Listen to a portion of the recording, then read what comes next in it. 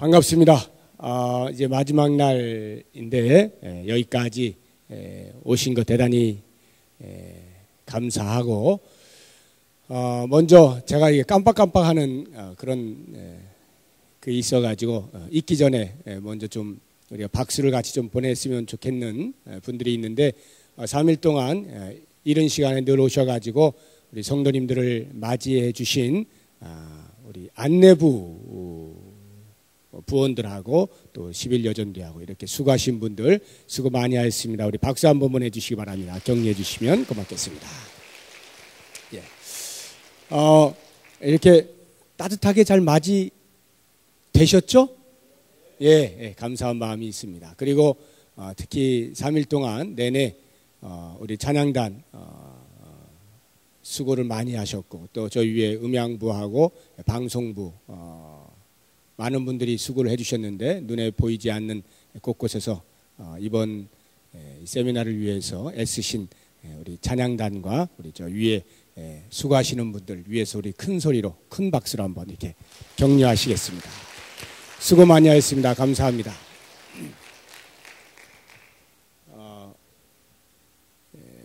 제가 그 첫째 날 워낙 많은 양을 이렇게 하다가 좀 시간에 제가 마음에 이렇게 분주해져 가지고 더 이렇게 자세하게 여러분들과 같이 말씀을 나누어야 할 것들에 대해서 좀 너무 빨리 지나간 것이 늘 지금 제가 마음에 좀 이렇게 아쉬움이 있는데 그 가운데서 이제 2009년도에 우리 교회가 이제 어떤 일들을 할 것이냐 교육이라고 하는 것을 목표로 해서 어떤 그 활동 계획들이 있는가를 이렇게 빨리 제가 이렇게 말씀을 드렸는데 그 가운데 한 2가지 정도가 빠져서 일단 그걸 먼저 말씀드리고 오늘 내용을 소개를 해드리도록 하겠습니다.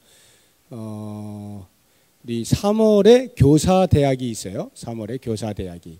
그러니까 이제 내년이 그 교육 부분이기 때문에 우리 작년을 대상으로 교육을 여러 가지 실시를 합니다만 특별히 주일학교를 위해서는 우리 선생님들에 대하여 좀 더 갖추어질 수 있도록 하기 위해서 교사대학을 마련하게 되는데 우리 선생님 되신 분들은 그러한 시간을 기대하시면서 좋은 자기를 개발할 수 있는 그런 기회로 삼으시면 좋겠고 또 한 가지는 전 교인을 대상으로 해서 내년에는 특별히 이제 교육이라고 하는 차원에서 우리가 성경 읽기를 이제 1월 1일부터 시작을 하려고 합니다. 여러분들에게 이제 1년 이렇게 읽을 수 있는 그 표를 나눠드리고 몇 독을 하시는 것은 뭐 여러분 자유인데 최소한 1독 이상 하시는 것을 목적으로 해서 목표로 해서 우리 전 교인이 그런 그 성경 읽는 운동을 하고자 합니다. 그래서 아마 좀 뭐 정확하게 그 마스터 플랜이 나오진 않았지만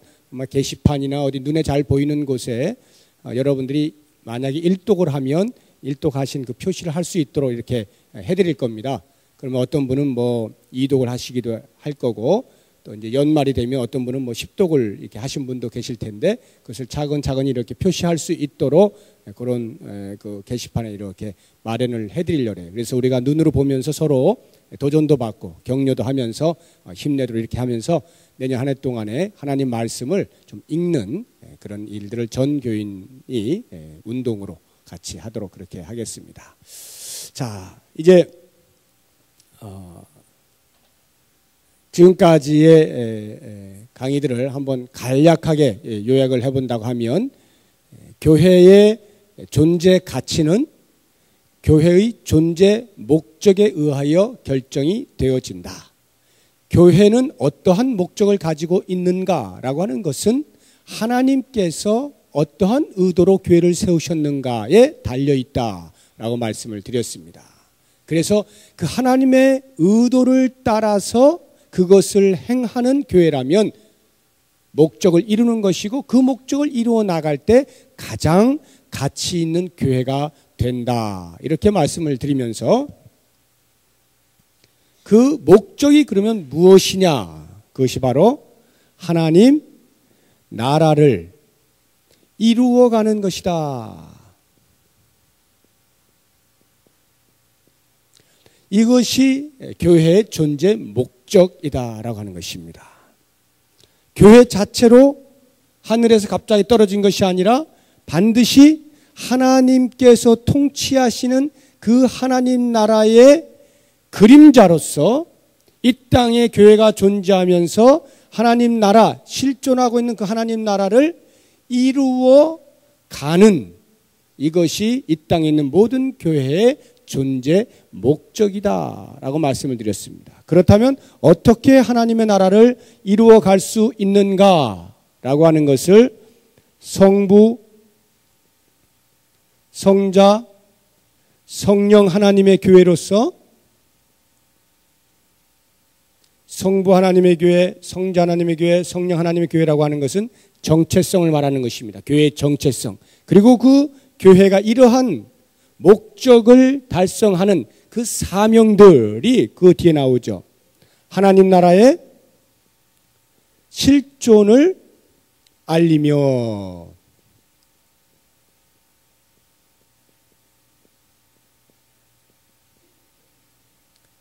성자 하나님의 교회로서 하나님 나라의 완성에 동참하며,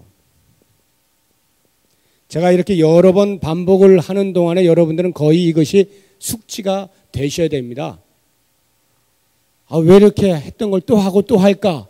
그게 아니고 여러분들이 완전히 숙지가 되도록 제가 계속 반복해서 말씀을 드리는 거예요.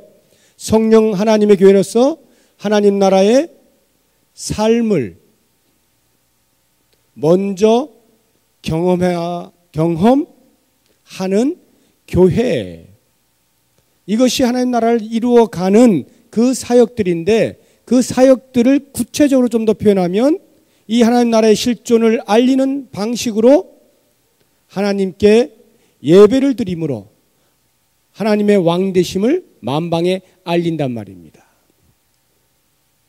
그 다음에 그 하나님의 왕의 통치를 받는 사람들입니다 라고 하는 것으로서 하나님의 법에 따라 살아가는 삶을 살아감으로써 하나님 나라의 실존을 알리게 된다라고 하는 것입니다. 그 다음에 성자 하나님의 교회로서 어떻게 하나님 나라의 완성에 동참을 할 수가 있느냐?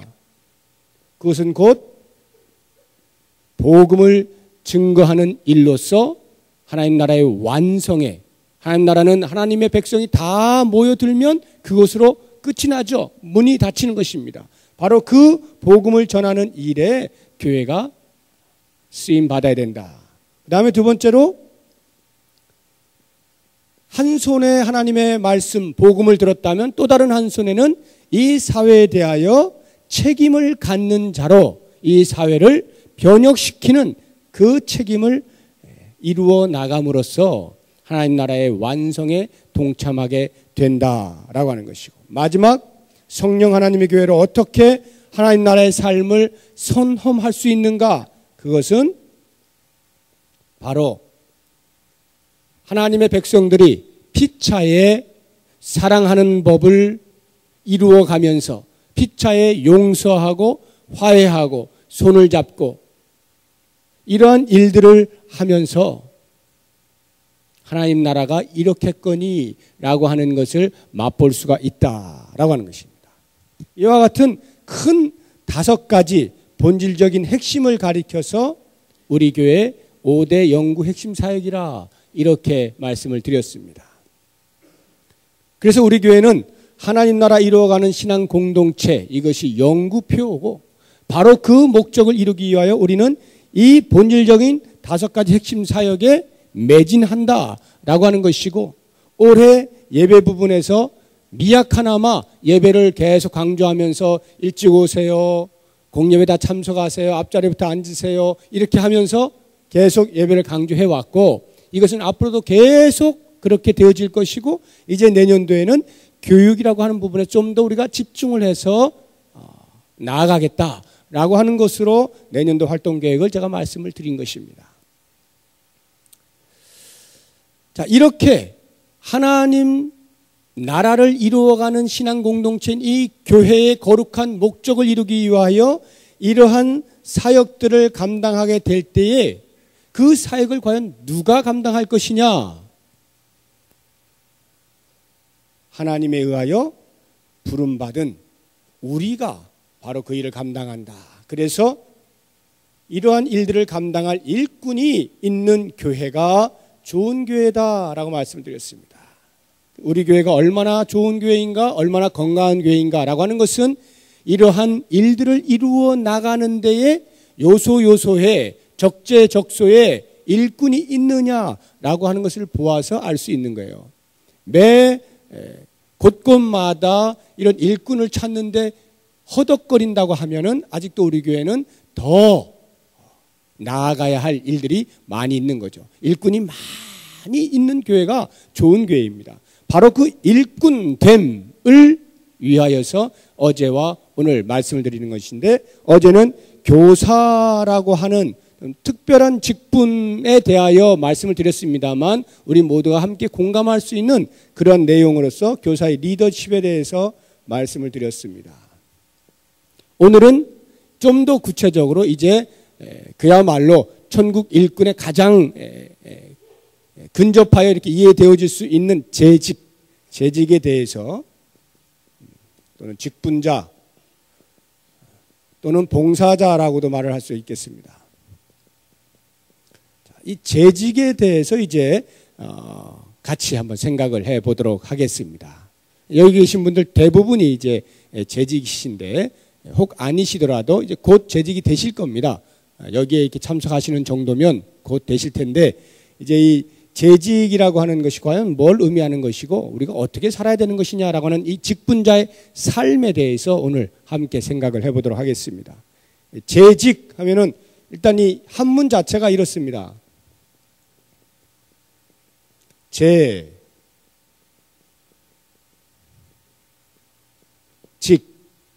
여러 재 또는 모든 재, 직, 벼슬직 또는 임무직 또는 직분직 이렇게 한 번에 이제 그 뜻이 나오는데, 그렇다고 하면은 가장 쉽게 이해할 수 있다고 한다면 모든 직분 또는 여러 직분 이렇게 이해를 할 수가 있겠죠. 그러니까 교회 안에 재직이다라고 하면 교회 안에 여러 직분이다 이런 말이에요. 그 직분을 가진 사람들을 가리켜서 우리가 재직이라 이렇게 이제 재직자라 이렇게 말을 하는 것이죠. 이 재직이라고 하는 개념, 재직자라고 하는 이 개념이 성경에 여러 가지 용어로 비슷하게 이렇게 나와 있습니다. 다 살펴볼 수는 없습니다만 좀 굵직굵직하게 몇 가지 정도 이렇게 살펴보면, 여러분들 가지고 계신 팜플렛 보시면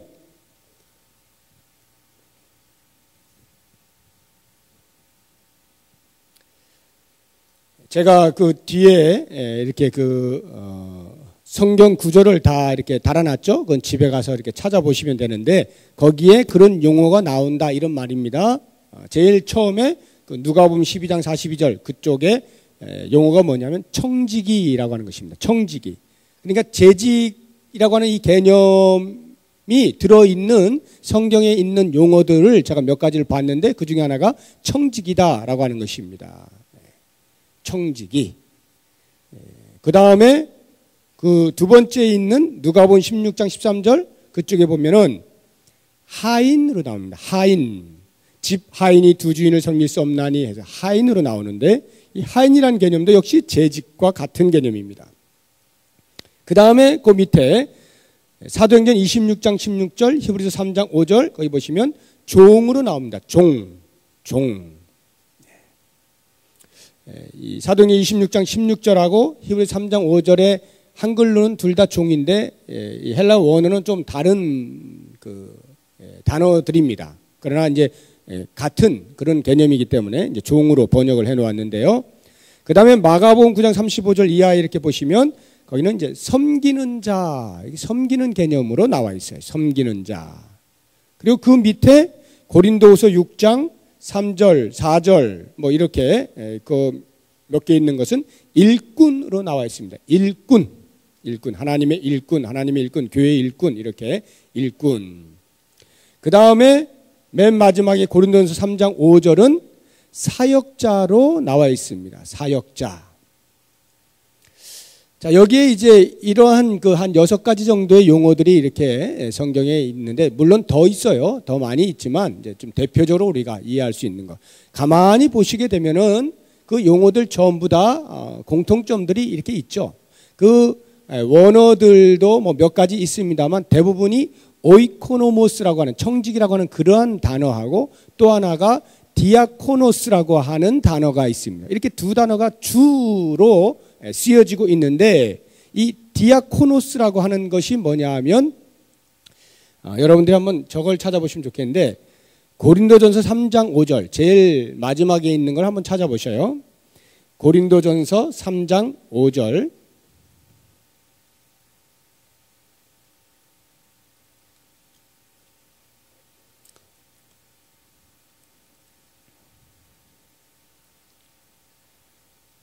자, 고린도전서 3장 5절 찾으셨으면 같이 한번 읽어보겠습니다. 시작.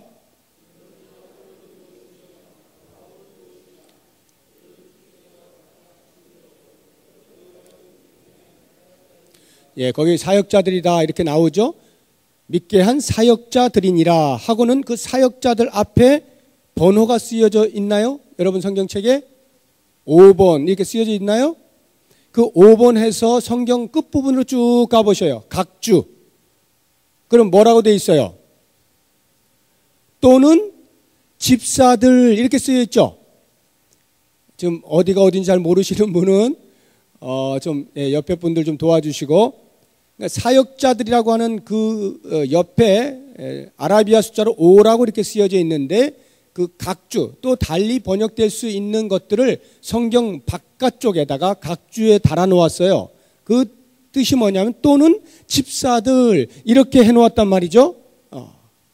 자, 그러면 사역자를 집사라 한다. 야, 이거 집사가 사역자구나. 보통 사역자 하면 우리가 이렇게 목회자들을 사역자라고 주로 이야기하지 않습니까? 그런데 이걸 보니까 집사들이라고 하는데 그 이유가 뭐냐? 그 이유가 바로 이 사역자들이라고 번역해 놓은 그 헬라어 원어가 뭐냐면 디아코노스예요. 디아코노스. 이게 이제 헬라어인데, 이게 뭐냐면 이 디아코노스라고 하는 것이 여기 그 사역자라도 나오고 그 앞에 보면 일꾼 있잖아요. 일꾼. 이게 전부 다 디아코노스예요. 전부 다 일꾼이. 다 같은 말들이라 이런 말이죠. 이 디아코노스라고 하는 말에서 봉사라고 하는 또 다른 단어로 디아코니아 이렇게 나와요. 디아코니아. 이게 이제 봉사라고 하는 뜻이에요. 봉사. 이거는 디아코노스 봉사자 이렇게 하면 되죠. 그런데 한글 성경이 일꾼으로도 번역을 하고 사역자라고도 번역을 했다 이런 말이죠. 그런데 이걸 왜 또는 집사들이라고 이렇게 난외에다가 그 각주에다가 이렇게 달아놨느냐? 이 디아코니아라고 하는 단어에서 영어가 파생된 영어가 한 단어가 있는데 그게 바로 디큰이라고 하는 거예요. D-E-A-C-O-N. 디큰이라고 하는 단어가 파생이 되었거든요. 이 헬라어에서. 이 디큰이 한글로 번역하면 뭐냐? 집사예요. 이게 집사예요. 그래서 사역자들이라고 번역되어진 이 디아코노스라고 하는 이것이 달리하면 집사들이라고도 얼마든지 번역할 수 있는 것이다 라고 하는 거죠. 다시 말해서 제가 소개해드린 지금 재직의 여러 가지 유사한 용어들을 설명해드렸는데 그게 다 뭐와 관련이 있다는 거예요? 집사와 관련이 있다. 그럼 집사의 의미가 금방 드러나죠. 아, 일하는 거구나. 아, 봉사하는 거구나. 아, 종이구나. 하인이구나. 섬기는 것이로구나. 청직이구나. 금방 알 수가 있겠죠. 예. 이게 바로 재직이라는 거예요. 집사라고 해서 그럼 장로는 아닌가? 그 말이 아니에요. 재직이 이렇단 말입니다. 재직이. 이와 같은 유사한 용어들을 통해서 우리는 재직이란 교회의 여러 가지 직분을 맡은 자는 저를 포함해서 이러이러한 일들을 하는 사람들이로구나 하는 것을 금방 알 수가 있게 된다라고 하는 것입니다. 자, 그러면 이제 여러분들 그 팜플렛 보시면 교회 여러 직분 이렇게 제가 해놨죠? 교회 여러 직분. 교회 여러 직분이 있어요. 어떤 직분들이 있는가를 같이 한번 보겠다는 거죠. 오늘 내용은 아주 실제적인 내용들을 다루는 것입니다. 아주 실제적. 여러분들이 교회에서 재직자로서 어떻게 생활해야 되느냐라고 하는 실제적인 것들을 같이 생각해 보는 것입니다. 자, 이 교회 안에 여러 직분이 있는데 그 가운데서 우리가 이렇게 보통 이제 헌법에 보면 이게 대한예수교 장로회 총회에서 나온 헌법책입니다. 이 헌법 안에 보면 이렇게 구별을 해 놓았어요. 직원, 교회 직원이 있다. 이 직원이란 말이 이제 직분자라는 말인데요. 교회 직원이 있는데 그 직원 가운데는 첫째, 항존직이 있다.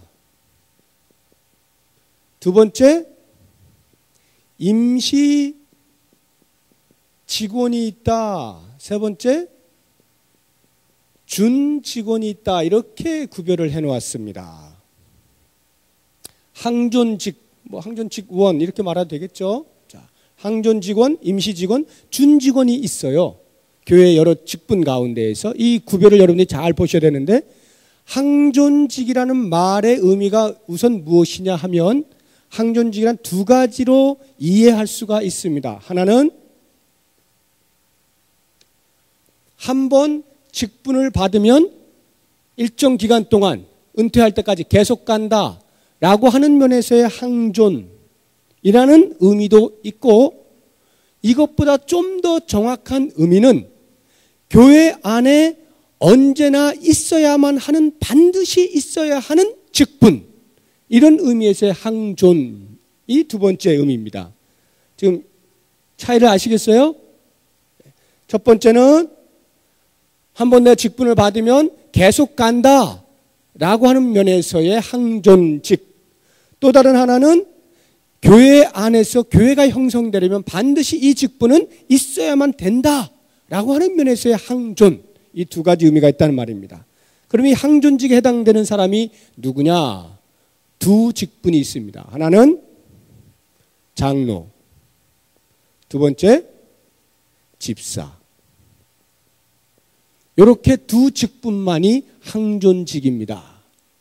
그러면 장로는 또 둘로 나누어지는데,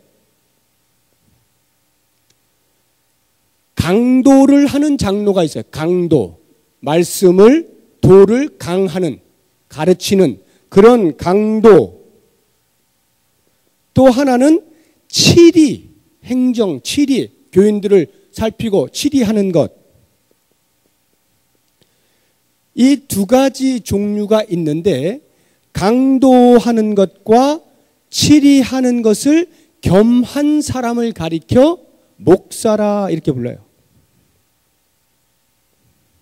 오늘날 우리 지금 이 현재 이 대한예수 장로회 우리가 속해 있는 여기서 강도와 치리를 같이 하는 사람을 가리켜 목사라, 치리만 하는 사람을 가리켜 지금 우리가 보시는 시무장로님들, 장로라 이렇게 부르는 것입니다. 그래서 치리장로 또는 강도장로 이렇게 말하기도 합니다만, 이 이름이 딱 있기 때문에 이렇게 이해를 하시면 되겠습니다. 목사는 강도와 치리를 함께하는 자, 장로는 치리하는 자, 이렇게 이해를 하시면 되겠습니다. 이 목사와 장로가 항존직입니다.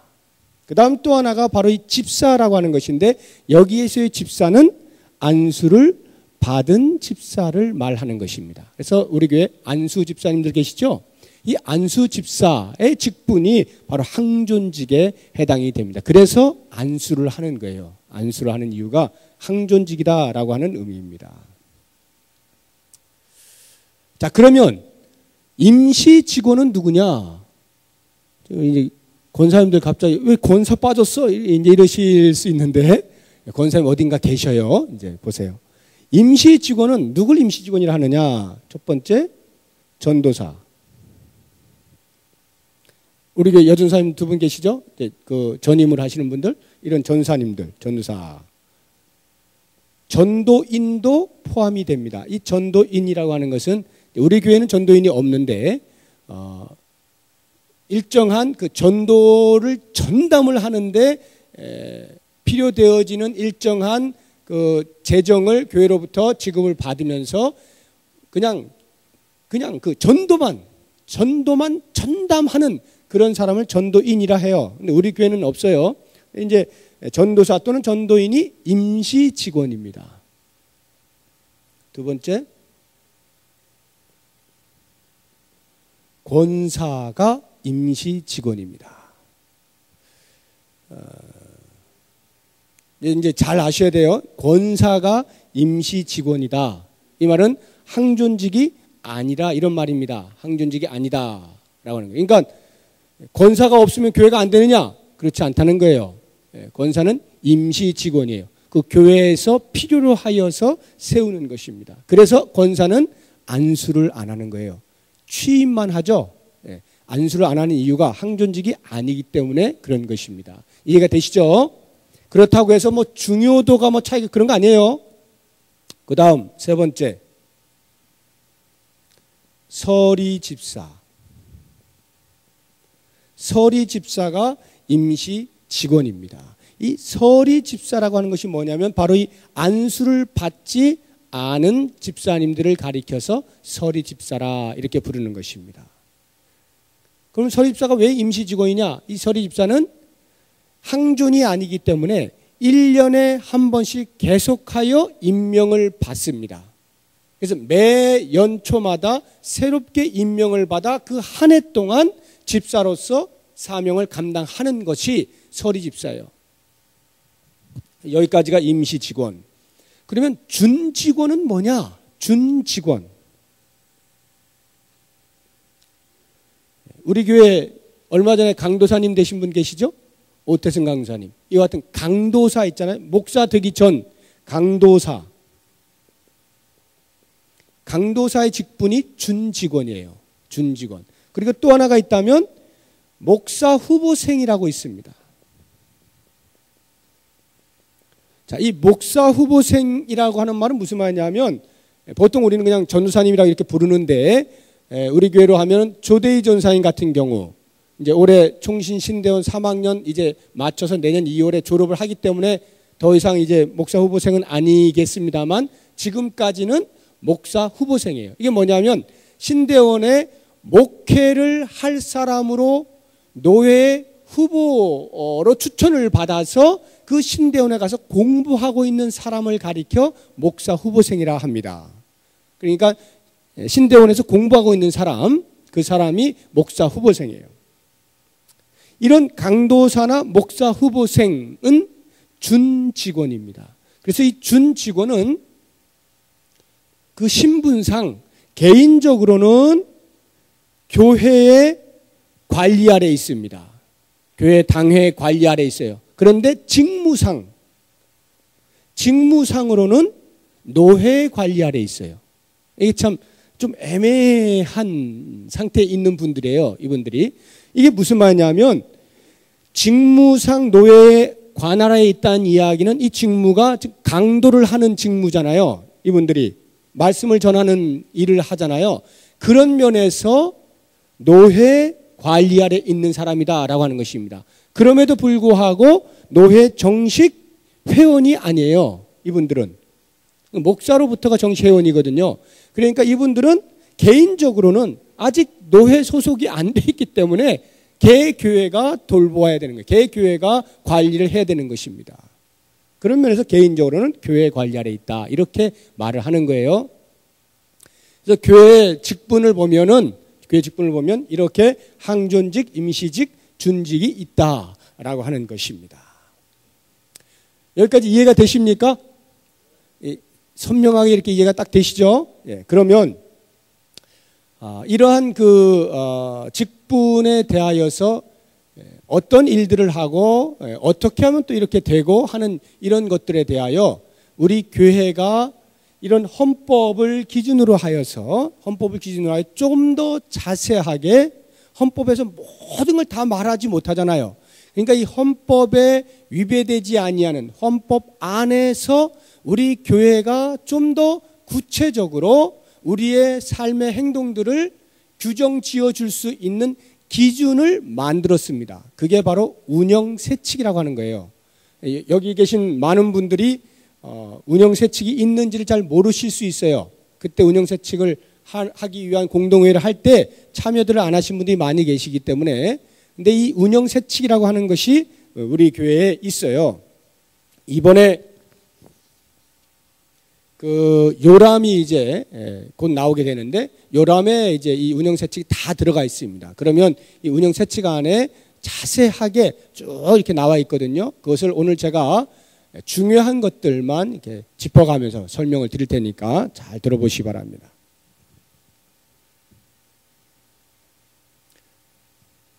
교회 안에 이렇게 목사, 장로, 안수집사, 권사, 서리집사, 제가 5가지를 거기다 써놨는데, 그러한 직분들이 어떠한 일들을 하는 것이고 어떤 관계에 있느냐, 이런 것들을 제가 이걸 중심으로 해서 간단하게 말씀을 드리도록 하겠습니다. 물론 여기에는 뭐 이제 목사가 해야 할 일들 같은 것을 그렇게 적어놓지는 않습니다. 어떻게 목사를 뽑느냐라고 하는 것은 적혀 있습니다만, 목사 해야 하는 일들, 이런 것들은 적혀 있지는 않는데, 그것을 먼저 제가 간단히 설명드리고, 그 다음에 장로, 안수집사, 권사, 서리집사 또는 교인에 이르기까지 그럼 어떻게 이제 구별되어지고 어떠한 자격이 있고 어떠한 일들을 하는 것인가, 이런 것들을 좀 말씀을 드릴게요. 먼저 목사.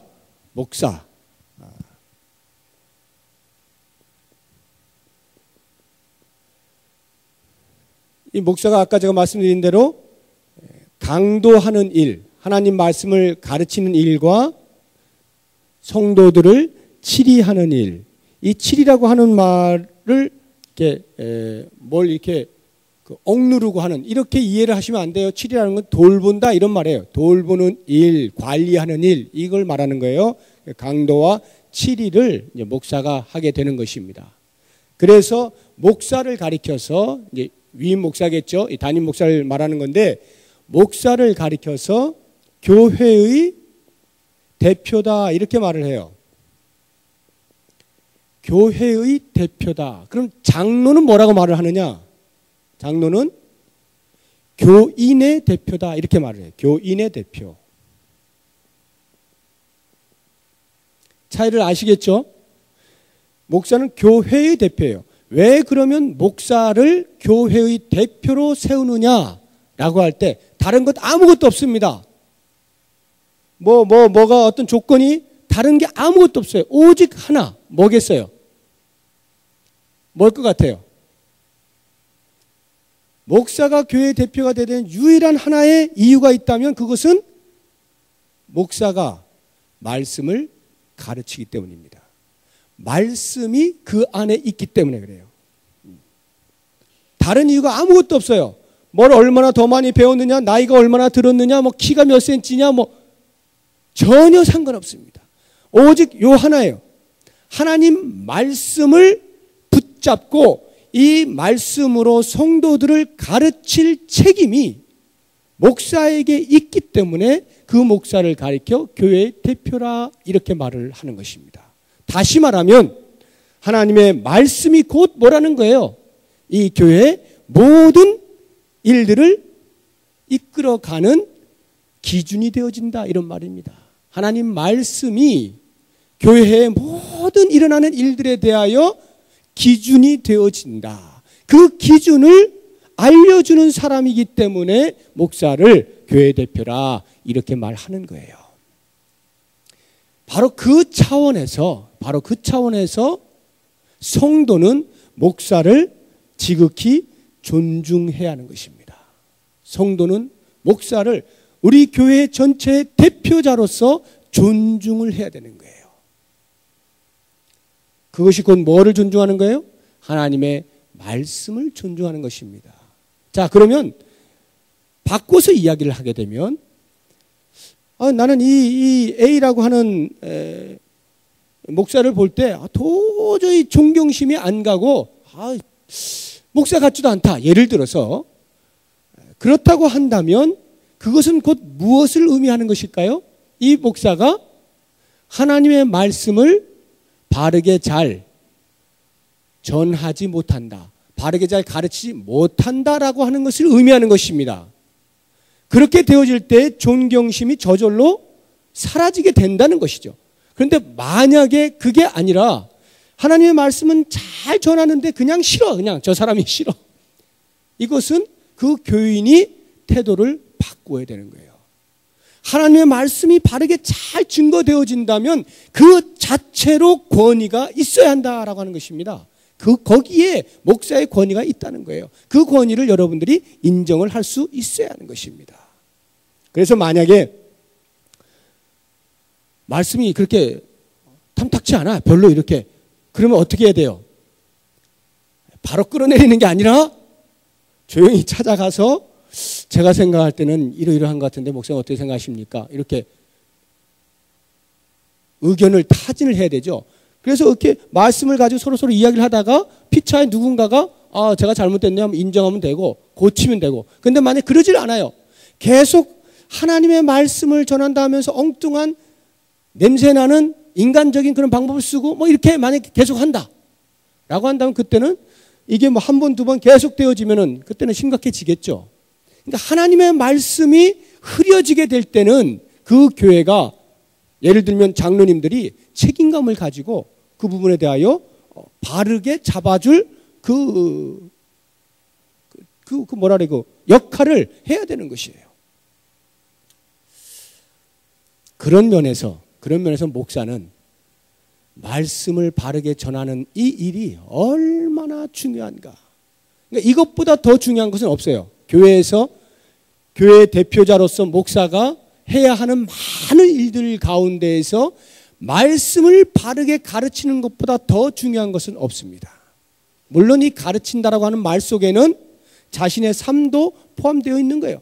자기가 이렇게 살아가는 모범을 포함하여 하나님의 말씀을 바르게 잘 가르치는 그 일보다 더 중요한 게 없어요. 그 일을 위하여 필요되어지는 것들은 교회가 최선을 다하여 미뤄야 하는 것입니다. 그래야 그 교회가 건강하게 나아갈 수가 있는 거예요. 오직 목사의 관심은 그 하나님의 말씀을 가지고 바르게 잘 전하여서 온 성도들이 온전하게 되어지고 그 온전함을 통하여 선한 일을 할 수 있는 능력을 갖추는 이것을 염두에 두고 목회 일을 해야 합니다. 제가 어저께 말씀드렸잖아요. 성경의 기능이 디모데후서 3장 16절 17절에 보면 모든 성경은 하나님의 감동으로 된 것으로 교훈과 책망과 바르게 함과 의로 교육하기에 유익하니 이는 하나님의 사람으로 온전케 하여 온전케 한단 말이에요. 온전케 하고 선한 일을 행할 능력을 갖추게 하려 함이라. 이게 성경의 목적이란 말이죠. 그런 것처럼 이 하나님의 말씀을 가르치는 목사도 동일한 목적을 갖고 있어요. 에베소서 4장 11절 12절을 보면은 목사가 동일한 목적을 가지고 있는 것입니다. 하나님의 사람들을 온전하게 하여 봉사의 일을 하게 하며 이게 뭐예요? 여기서 말하는 선한 일이죠. 온전하게 하여 성도를 온전하게 하여.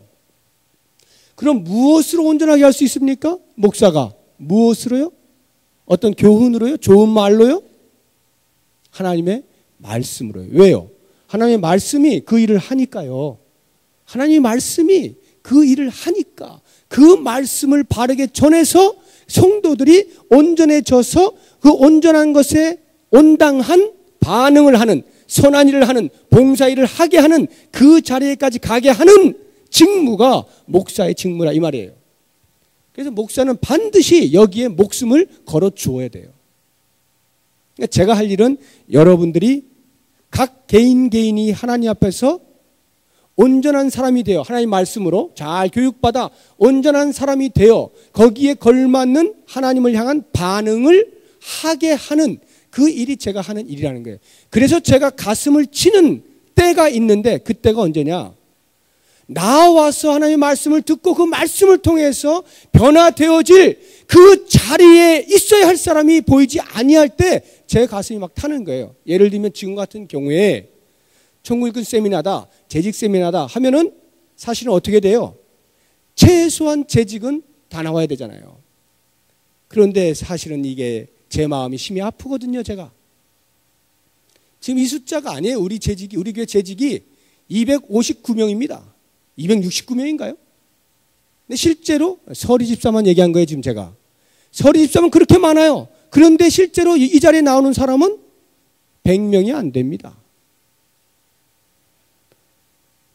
다 어디 계시냐 이거지. 다 어디 계시냐. 이 부분에 제가 가슴이 아프다는 거예요. 그분들이 나와서 말씀을 듣고 말씀에 따라 변화되어지는 그 책임이 저에게 있는데 제가 그 책임을 다하지 못하는 것 같아서 가슴이 아프다는 거예요. 제 마음에는 그래서 늘 그것이 가득 차 있어요.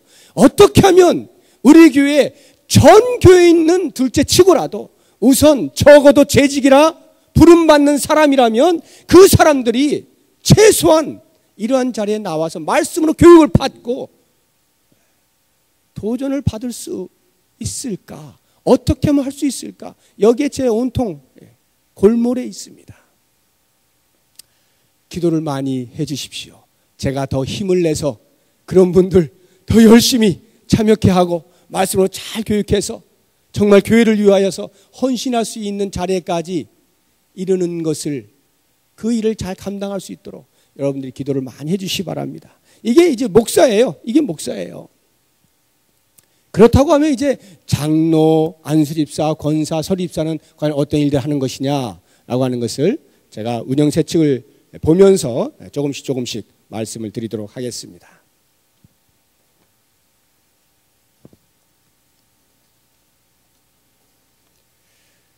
운영세칙 전체를 제가 다 말씀드리려고 하는 게 아니라 이제 그 직분과 관련하여서만 먼저 장로를 한번 보죠. 이렇게 되어 있습니다.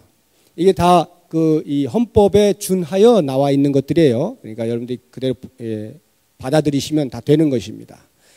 먼저 장로의 직무 이렇게 나와 있는 것 읽어드릴게요.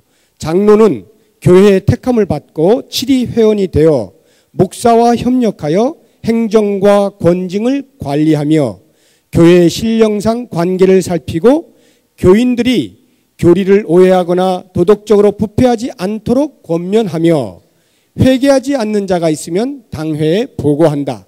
또한 교회에 나아갈 방향을 기획하고 교회 행정을 감독한다.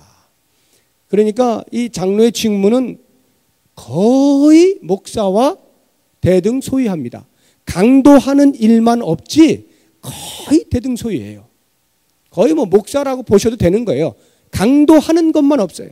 그러니까 7위에 관한 한 모두가 당회원들은 저를 포함해서 당회원들은 다 한 마음으로 교회의 7위를 위하여서 수고를 해야 되는 것입니다. 이게 이제 장로입니다.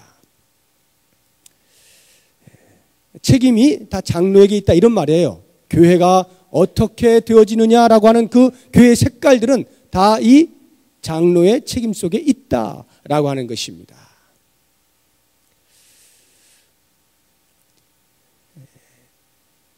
우리 교회의 장로가 되어지는 자격을 간단하게 말씀을 드릴게요. 헌법에는 만 35세 이상 된 무흠한 세례 교인이면 장로 후보가 될 수 있도록 되어 있습니다. 그런데 실제로 교회 안에서 되어지는 것을 보게 되면 그것으로 인하여 오는 여러 가지 불합리한 것들이 많이 현실적으로 나타나고 있기 때문에 우리 교회가 정한 것은 그 헌법을 어기지 아니하는 한도 내에서 보다 더 최소한 이와 같이 중요한 장로의 자리는 이 정도는 되어야 한다라고 하는 기준을 세워놓았는데 그게 뭐냐 하면 바로 어느 누구나 장로로 될 수 없고 미리 장로로서의 교회의 중직을 감당할 만한 사람이라고 하는 것에 대한 그 인식을 받을 수 있는 자리, 그것이 이제 안수 집사인데요. 안수 집사입니다. 그래서 우리 교회는 안수 집사로서 3년 이상, 만 3년 이상 안수 집사가 감당해야 할 교회 안에서의 직무를 성실히 봉직한 자가 장로가 될 자격이 있습니다. 안수 집사로서 만 3년 이상 봉직한 자, 성실하게 봉직한 자 또는 협동 장로라고 하는 것이 있는데요.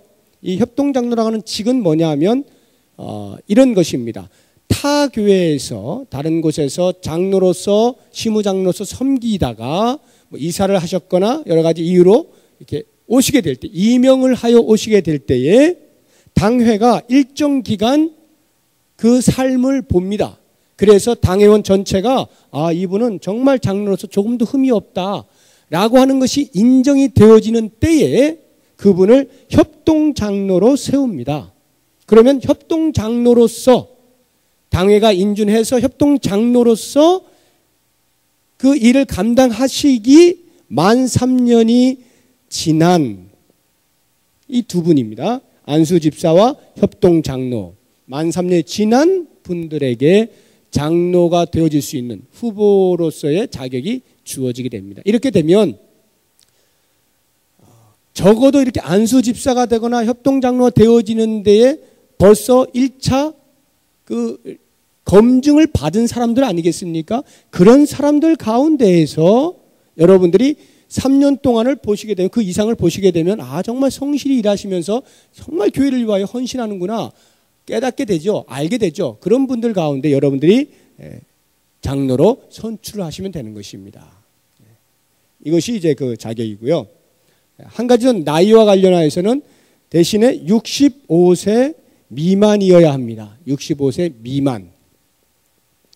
헌법에는 70세까지 되어 있습니다. 만 70세까지 일할 수 있도록 되어 있는데 왜 65세 미만으로 했느냐 하면 우리 교회 운영세칙에 보면 65세가 되면 장로로서 봉직하다가 65세가 되었어요. 65세가 되면 교회의 사정에 따라서 사임을 권고할 수 있도록 되어 있습니다. 권고. 무조건 사임하는 게 아니라 사임을 권고할 수 있도록 되어 있어요. 이 권고는 뭐냐면 예를 들어서 밑에 일하실 분들이 굉장히 많이 있어요. 그런데 위에서 나이 때문에 계속 정체가 되어질 때는 이때는 후배들이 젊었을 때, 조금이나 젊었을 때에 교회를 위하여 헌신할 수 있도록 하기 위하여 길을 열어주는 차원에서 당회가 어떻게 생각하십니까? 라고 65세 이상 되신 분에게 물을 수가 있단 말이에요. 그래서 사임을 하실 수 있겠습니까? 라고 해서 받아들이시면 사임을 하게 되는 것입니다. 이제 은퇴를 하시게 되는 거예요. 바로 이러한 제도가 있기 때문에 65세 이상 된 자를 후보로 세울 수는 없다. 이런 말입니다. 그래서 65세 미만 이렇게 정해져 있는 것입니다. 이것을 이제 그 장로로 이제 후보로 이제 어떤 선거를 하게 될 때에 여러분들이 이제 아셔야 되는 그런 상황이고, 지금 우리가 이제 알아야 되는 것은 이 장로의 직분이 감당하는 일들이 무엇이냐라고 하는 것을 좀 더 우리가 알아야 되겠다라고 하는 것인데, 전 교인의 대표라고 하는 거 꼭 잊지 마세요. 전 교인의 대표다. 그러니까 여러분들이 만약에 장로님들을 우습게 본다. 이건 이제 가정을 하는 거예요. 그러면 내가 우스워진다 이런 말이에요. 그러니까 누워서 침 뱉는다 이런 말이죠. 그러니까 장로님들을 어떻게 하든지 존경하면 곧 내가 존중을 받는 것이 되는 것입니다. 그걸 잊지 마세요. 그러니까 욕하는 건 자유인데 그게 다 자기 욕하는 것이다 라고 하는 것을 잊지 마시고 어찌하든지 장로님들을 세워드리고 우리 교인의 대표로서 일을 잘 하실 수 있도록, 섬길 수 있도록 여러분들이 같이 그렇게 섬겨주시면 장로님들은 더 큰 책임감을 가지고 그 일들을 잘 감당하실 수가 있을 것입니다. 자, 그러면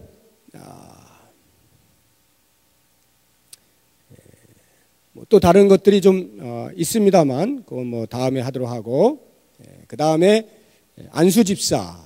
이 안수집사는 이렇게 되어 있습니다. 교회의 택함을 받고 재직교회 회원이 되며 교회 봉사, 헌금 수납, 구제 그리고 교회 행정의 중심적인 역할을 감당한다. 이렇게 되어 있는데요. 이 안수집사의 자격은 주로 이제 자격보다 직무는 안수집사의 직무는 주로 이제 행정적인 면, 재정적인 면 이런 면에서 집중적으로 이렇게 섬기시는 분들 그런 역할을 하는 분들이 이제 안수집사가 되겠습니다. 이 안수집사의 자격은 만 35세 이상 된 남자 세례 교인이 되겠죠. 남자 세례 교인으로서 무흠한 자, 우리 본교회에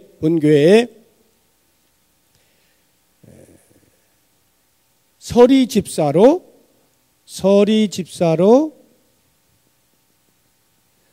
만 3년 이상, 그리고 협동 안수 집사를 역시 만 3년 이상. 이 협동 안수 집사도 똑같습니다. 이 협동 장로 똑같은 개념인데요. 타교에서 안수 집사님으로 섬기시다가 본교회로 임명하여 왔을 때 그 임명 증서를 보고 당회가 이분은 일정 기간 동안 이제 봅니다. 그래서 정말 안수 집사님으로서 손색이 없이 그러한 교회 생활을 잘 하신다라고 하는 것이 인정이 되면 협동 안수 집사로 인정을 해드려요. 그럼 그때로부터 만 3년 이상 되어져서 선거를 하게 될 때에 만약에 이제 시무 안수 집사로 되어지면 그때는 이분은 또 안수 받는 게 아니라 취임만 하는 거예요. 안수는 이미 받으셨기 때문에 취임만 하는 것입니다. 여기도 마찬가지예요. 만약에 이렇게 돼서 되시면 또 안수 받는 게 아니라 취임만 하신 거예요. 이 장로님은. 협동이라는 의미가 그런 의미입니다. 이렇게 안수 집사는 이와 같은 자격이 있다라고 하는 것입니다. 이러한 사람이 이제 안수 집사가 될 수 있다. 그 후보가 될 수 있다라고 하는 것이고요. 그래서 안수 집사님들하고 장로님들하고는 아주 긴밀하죠. 중직이기 때문에 긴밀하게 피차가 협력을 해야 하는 분들입니다. 그러니까 장로님 따로 안수 집사님 따로 이거는 전혀 좋은 교회 아니죠. 항상 교회의 일들에 대하여서 장로님들을 중심으로서 당회를 중심으로 이렇게 해나가되 얼마나 필요한 일들이 많아요. 일꾼이 필요하잖아요. 그럴 때 안수 집사님들이 중직이기 때문에 당연히 당에서 결정되어진 것들에 대해서 이야기를 듣고 할 때 더 깊숙이 같이 이렇게 참여를 해서 교회의 어떤 여러 가지 사안들을 풀어나가는 역할을 하는 사람들이 이제 안수 집사다라고 하는 것입니다. 자, 그러면 이제 권사를 보시게 되면 권사는 어떤 역할을 하느냐, 그 직무가 뭐냐, 여기 이렇게 나옵니다. 권사는 교회 택함을 받고 재직회 회원이 되며 교역자를 도와 궁핍한 자와 환난당한 교우를 위로하며 교회의 덕을 세우기 위해 힘쓴다. 권사의 직무 가운데 가장 중요한 것이 이건데 우리 교회 권사님들이 이 일을 잘 해주셔야 됩니다. 지금도 잘 하시고 계시지만 최선을 다하고 계시지만 좀 더 제가 강조를 한다면 이거예요. 권사의 직무는 무엇보다도 성도들의 안위, 그러니까 형편이 어려운 사람들 또는 육체의 그 질병을 가진 사람들, 환자들 또는 어려운 사람들, 이런 분들을 돌보는 일이 권사의 일이에요. 최고의 일입니다. 이 일을 꼭 해주셔야 돼요. 지금 우리 권사님들이 얼마나 많은 그런 일들을 하고 계시는데, 특히 제가 지금 오늘 왜 강조를 드리려고 하냐 하면, 지금 우리 교회 현재 그 조직을 보시게 되면 교구가 6교구로 되어 있는데 이 6교구 전체를 우리 조성환 목사님하고 이은순 전사님 두 분이 관리를 하고 있습니다. 그러니까 두 분이서 6교구 전체를 관리한다는 것은 실제적으로 거의 불가능에 가깝습니다. 그럼에도 불구하고 제가 왜 이렇게 해놓았느냐, 그것은 권사님들이 또는 교구장들이 이와 같은 일들만 해주어도 얼마든지 가능하다, 이런 말입니다. 그러니까 이런 환자를 돌보는 일이라든가 어려운 사람들 찾아가서 위로한다거나 기도해 주거나 하는 이런 일들만 권사님들이 해주어도 두 분이서 얼마든지 꾸려나갈 수가 있어요. 그런데 만약 그것을 다 이분들에게 맡기잖아요? 못합니다. 몇백 명 되는 교인들을 어떻게 무슨 두 분이 그걸 다 해요? 택도 없는 소리죠. 그렇기 때문에 권사님들이 반드시 해줘야 돼요. 교구장 되시는 분들 해주셔야 돼요. 이 일을 아마 의뢰가 계속 갈 거예요, 아마. 그렇게 되면 여러분들이 좀 적극적으로 이 부분에 대해서 이것이 나의 사명이구나. 우리 권사님들 이것이 우리의 사명이구나 생각하시고 이 부분에 대하여 좀 보다도 전문적으로 이렇게 해주시면 교회가 훨씬 더, 물론 교육자가 가서 위로하는 것도 가치가 있는 일이겠지만 같은 성도가 또 이렇게 엄마 같은 분들이 가셔가지고 이렇게 언니 같은 분들이 가셔가지고 다독다독거리고 같이 기도해주고 얼마나 좋습니까? 얼마나 좋아요. 권사님들이 그런 일들을 보다 더 적극적으로 해주시면 훨씬 교회가 평안하고 안정되게 갈 수 있을 것입니다. 그 일을 꼭 부탁을 드리겠습니다. 이 권사의 자격도 뭐 거의 대동소이합니다. 다만 이제 나이만 좀 차이 있는데요. 권사는 만 45세입니다. 만 45세 이상의 무만 여성도이죠. 그 세례교인 여성도고 우리 교회 여전히 똑같아요. 서리집사로서 3년 이상, 그 다음에 협동 권사로서 역시 마찬가지 3년. 이 협동 권사도 역시 마찬가지예요. 타 교회에서 시무 권사로서 섬기시다가 우리 교회를 임명해 오셨을 때에 일정 기간 동안 당회가 보고 권사님으로 조금도 부족함이 없다라고 판단했었을 때 협동 권사로 인정을 해드리는, 그때로부터 3년이 지난 때에 시무 권사의 그 피선거권이 있게 된다라고 하는 것입니다. 만 45세. 자, 그러면 이제 이런 분들은 지금 몇 분 안 되고 이제 사실은 이제 서리집사가 많이 계시잖아요. 그 서리집사가 뭐냐라고 하는 것을 이제 좀 잘 들어보시기 바랍니다.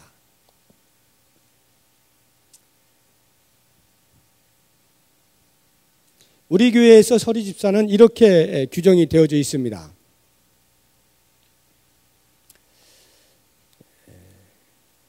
서리집사는 만 30세 이상 된 남녀로 세례 후 3년 이상 본교에 출석한 자로 한다. 단 기혼자일 경우 만 30세 미만이라도 당회 결의로 서리집사로 임명할 수 있다. 이게 무슨 말이냐면요, 만 30세 이상, 이것이 이제 서리집사의 조건이고요. 또 다른 조건은 세례 후 3년 이상 경과, 이것이 이제 그 두 조건이 되겠습니다. 근데 만약에 이 두 조건, 예를 들어서 이제 20세에 세례를 받고 한 25세가 되었어요. 그러면 벌써 이제 3년 이상 경과했잖아요. 근데 25세가 되었는데 이분을 보니까 너무나 신앙생활이 출중한 거예요. 집사로서 조금도 부족함이 없어요. 그런데 나이가 30이 안 되잖아요. 이런 경우에 이분이 기혼자이라면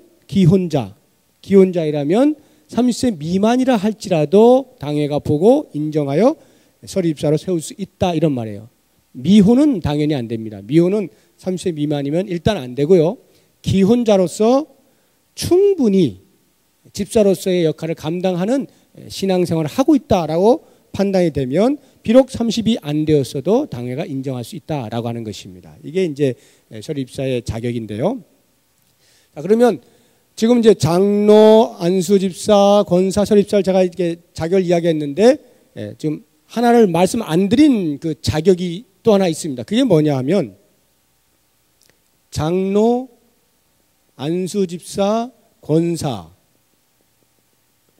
이 세 직분에 대하여서는 그와 같은 나이 뭐 이런 그 자격 외에 반드시 거쳐야 할 자격이 있는데, 그게 뭐냐면 우리 교회 제자훈련 학교를 운영하고 있지 않습니까? 이 제자훈련 학교의 모든 코스를 다 수료를 하셔야 됩니다. 그 코스가 뭐죠? 성장반, 제자반, 사역자반. 이것을 다 이수하신 분에 한하여 자격이 주어져요. 왜 그러느냐라고 하는 것은 뭐 너무나 쉽죠? 이 정도의 기초적인 신앙인으로서의 준비되어져야 할 것 없이 교회 중직자가 될 수 없잖아요. 뿐만 아니라 더더욱이나 이러한 시간들을 통하여서 무엇을 알게 되냐면 이 교회가 어느 방향으로 가고 있는 것이냐를 알게 돼요. 교육을 받으시는 동안에 아, 이 교회는 이런 교회구나 하는 것을 정확하게 이해를 하고 그 목회의 철학을 따라 같이 동의하면서 가주어야 중직자로서 얼마나 책임감 있게 감당을 하겠습니까? 근데 이걸 모르고 만약에 중요한 일들을 감당한다고 했을 때 삐그덕 거릴 수가 있겠죠. 바로 그러한 차원에서 반드시 이러한 교육을 꼭 받으셔야 된다라고 하는 것이고, 만약에 어떤 선거를 하는데 어떤 특별한 일에 의해서 그 안에 이 일을 마치지 못했을 경우에는, 그리고 피택이 되어질 경우에는 피택 후에라도 반드시 이것을 이수할 것에 대한 약속을 한 자만이 할 수가 있습니다. 이게 굉장히 중요해요. 그러면 서리 집사는 그럴 만한 시간적 여유가 안 될 수가 있기 때문에 성장반을 마친 분에 한하여서 서리 집사를 할 수 있도록 되어져 있는 것입니다. 그러면서 지금 여러분 가운데 지금 서리 집사로서 섬기시는 분들이 지금 성장반을 안 하신 분들 많이 계시잖아요. 그래서 어떻게 할 것이냐, 바로 이 부분에 대해서 내년부터는 주일 오후 예배 후에 이 모든 코스들을 다 동시에 하겠다라고 하는 것입니다. 물론 평일에만 할 수 있는 분들은 평일에 하도록 배려를 해드릴 것입니다. 그러니까 교회가 여러분들이 하고 싶은데 시간을 못 맞추어서 못하게 되는 경우는 없도록 해드리겠다라고 하는 것입니다. 반드시 하실 수 있도록 최선을 다하여 교회가 제공을 해드리고, 여러분들은 마땅히 그 일들을 잘 감당해서 교육을 받으시는 자리에 나오시라 하는 거예요. 그런 교육을 받으시면서 거기에 걸맞은 성장된 모습으로 서리집사면 서리집사로, 안수면 안수집사로 그렇게 봉사를 해 주십사라고 부탁을 드리는 것입니다. 자, 그러면 다른 교회에서 서리집사로 섬기시다가 오신 분들은 어떻게 되느냐? 다른 교회에서 서리집사로 섬기시다가 오셨어요.